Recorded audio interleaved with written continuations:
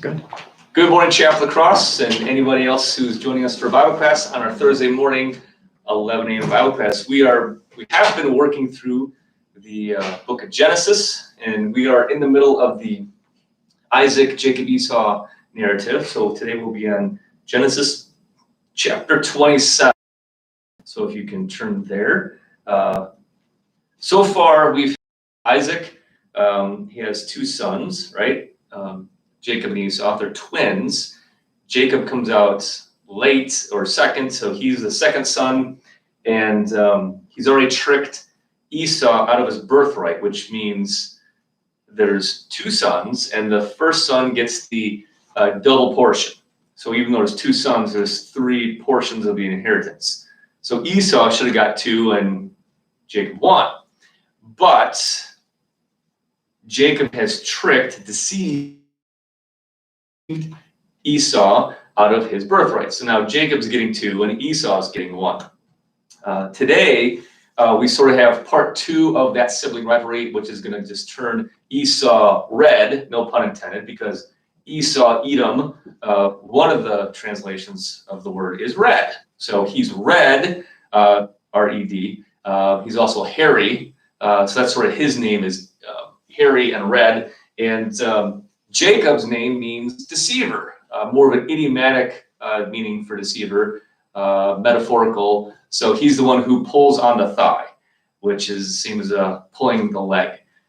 Hey, quit pulling my leg. You know, you're lying. So anyways, let's get into the text, chapter 27 of Genesis. When Isaac was old and his eyes were dim so that he could not see, he called Esau his older son.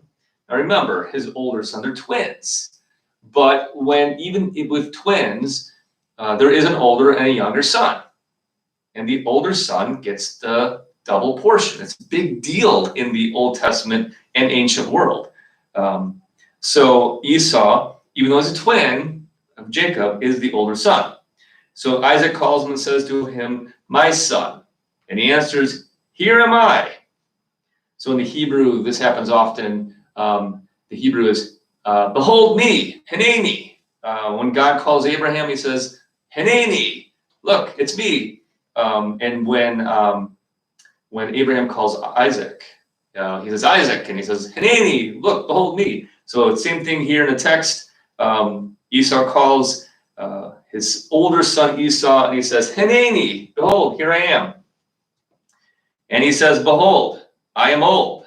I do not know the day of my death. Now then, take your weapons, your quiver and your bow, and go out to the field and hunt game for me. And prepare for me delicious food, such as I love, and bring it to me so that I may eat, that my soul may bless you before I die." I love the Hebrew text in this, I believe.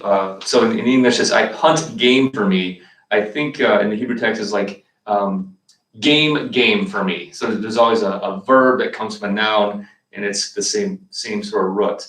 It's sort of fun to read.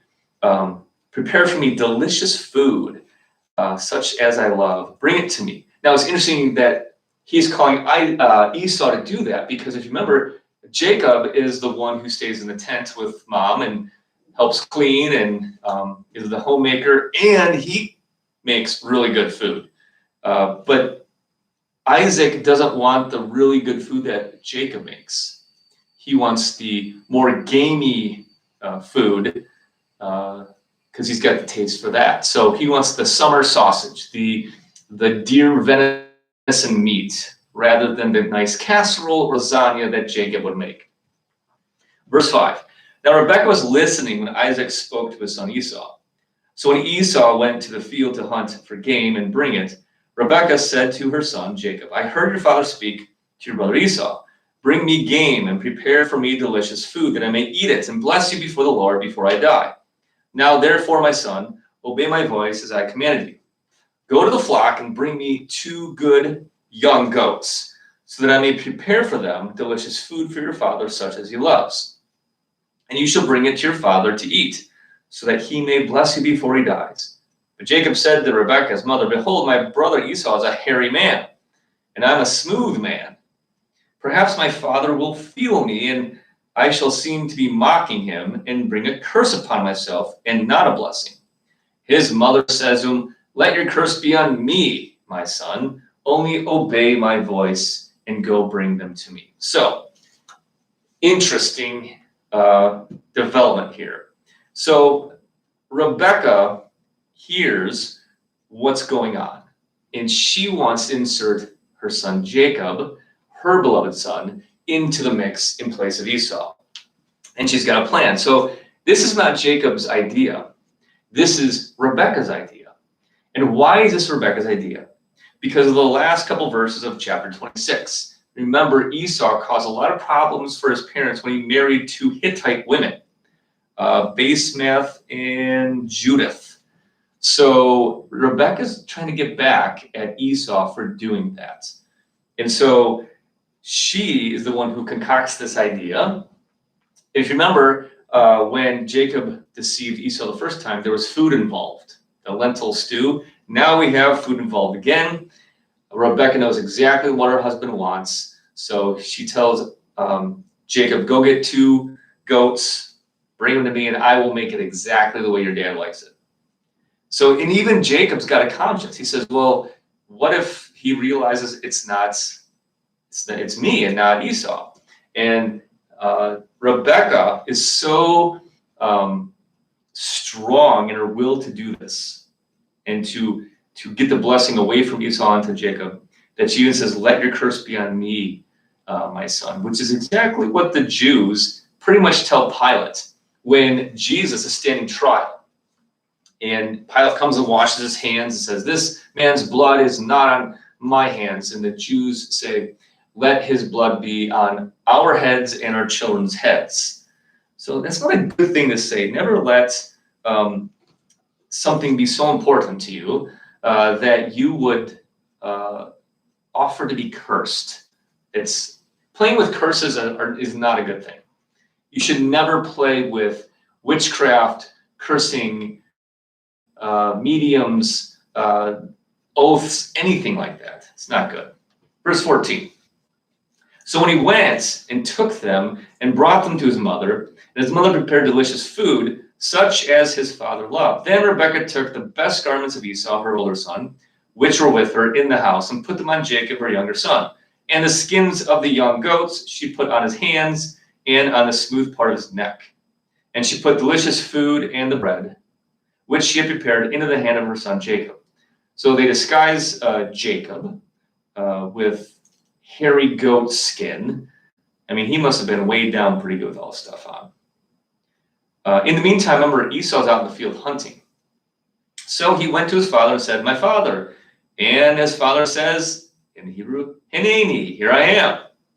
Look, behold, here I am. Who are you, my son? And Jacob said to his father, I'm Esau, your firstborn, which is sort of a weird way of talking. I'm Jacob, or I'm Esau, your firstborn. I said just, hey, I'm Esau. I've done as you told me. Now sit up and eat of my game, that your soul may bless me. But Isaac said to his son, how is it that you have found it so quickly, my son?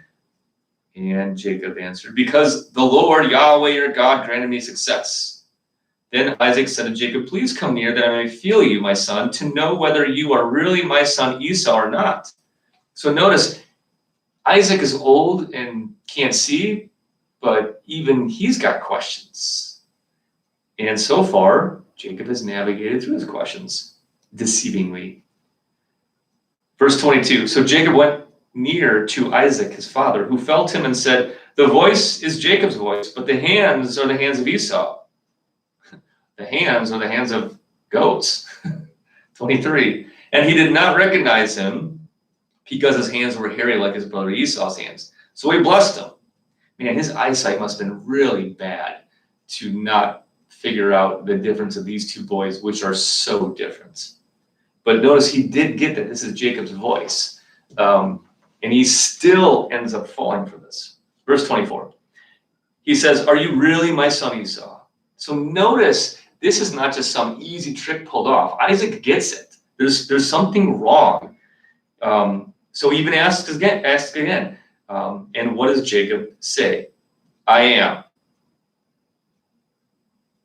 Which is interesting because this is You know, this is an important statement. Are you really my son Esau? I am, which in Hebrew would be the word for Yahweh. And in Jesus's day, especially in the Gospel of John, he has many I am statements. And I think it's interesting how the patriarchs in their lives are filled with sin. And they use these statements, these words, and eventually Jesus, and in his life,